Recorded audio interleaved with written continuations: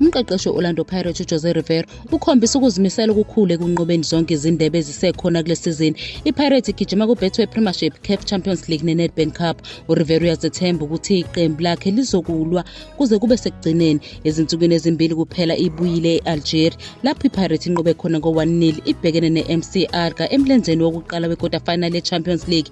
Iqembu ligcina ifomu elihle kuligi yasekhaya, ivale igebe kwiMamelodi Sundowns esesiqongweni ngamaphuzu angu-12, kanti amabhakabhaka asasalelwe imidlalo emithathu. Lokhu kwenza amathemba abo okunqoba iligi ehlale ephila. Okubhekwe kakhulu manje umdlalo wandulelo wamanqamu we-Nedbank Cup lapho iPirates izobhekana khona neMarumo Gallants ngesonto. uRivera ukholelwa ukuthi yonke imidlalo ibalulekile futhi iqembu lakhe kumele liphathe umdlalo ngamunye njengowamanqamu. Njengoba isikhathi sakhe eklabhini singena ezinyangeni ezimbili zokugcina, uRivera usenqobe izindebe ezinhlanu futhi uhlose ukunqoba ezinye ezintathu. Lo mqeqeshi oneminyaka engu-49 ubudala akachithi isikhathi esiningi ecabanga ngokwedlule kunalokho ugxile kulokho okuseza. Uthe kuwudumo ukuqeqesha iqembu elikhulu njengele-Pirates futhi asikho isikhathi sokuphumula noma sokucabanga. Manje uRivera ugxile ngokugcwele ekulungiseleleni umlenze wesibili ne-MC Alger. Ugqozi lwakhe luhlezi luqinile futhi ufuna ukuqeda isikhathi sakhe eklabhini ngokuthola impumelelo eyengeziwe.